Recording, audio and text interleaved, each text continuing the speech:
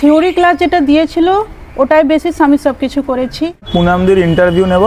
পুনামদি একজন নন cycling candidate. তো আজকে ওনার 11 ক্লাস মানে 11টা ক্লাস কমপ্লিট হয়ে গেছে। তো 11টা ক্লাসের পরে ওনার কি এক্সপিরিয়েন্স সেটা একবার জেনে নেব।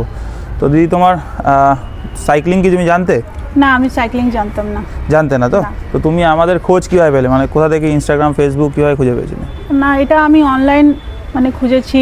আচ্ছা। কেউ যদি টু হুইলারের কিছু ট্রেনিং সেন্টার কোথাও থাকে মানে গুগলে খুঁজেছো? তো গুগলে খুঁজেছি। ওকে, গুগলে তুমি আমাদের রেটিং দেখে, রিভিউজ দেখে তারপরে এসছো। তো তোমার এখানে কটা ক্লাস হয়েছে বললে? এটা আমার আজকে 11th ক্লাস। আজকে 11th ক্লাস। আচ্ছা, 10th ক্লাস কমপ্লিট হয়ে গেছে। ওকে। তো তুমি সাইক্লিং তো জানতে না? না। কখনো ছোটবেলা থেকে চালাও না? না না। ওকে। তো তোমার মোটামুটি ব্যালেন্স আসতে কতদিন সময় লেগেছিল? আমার মোটামুটি 3-4টে ক্লাস হতে হতে আমার ব্যালেন্সটা চলে এসেছিল।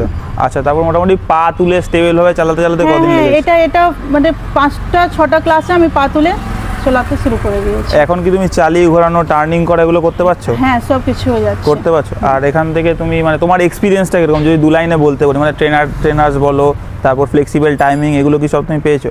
এটা সবগুলো ভালো, মানে টাইম যেরকম আমাকে টাইম দেওয়া হচ্ছে, টাইমটা ভালো করে পুরো মেনশন করে হচ্ছে। আর সব থেকে যে ট্রেনারটা আছে, নামটা কি আমি জানি, ওর নাম হচ্ছে অর্ঘ্য। হ্যাঁ, অর্ঘ্য তোমাকে শিখিয়েছে? তো এ ভালো করে মানে কেয়ার করে কি? আগে থিওরি ক্লাস যেটা দিয়েছিল ওটাই বেসিস আমি সব কিছু করেছি।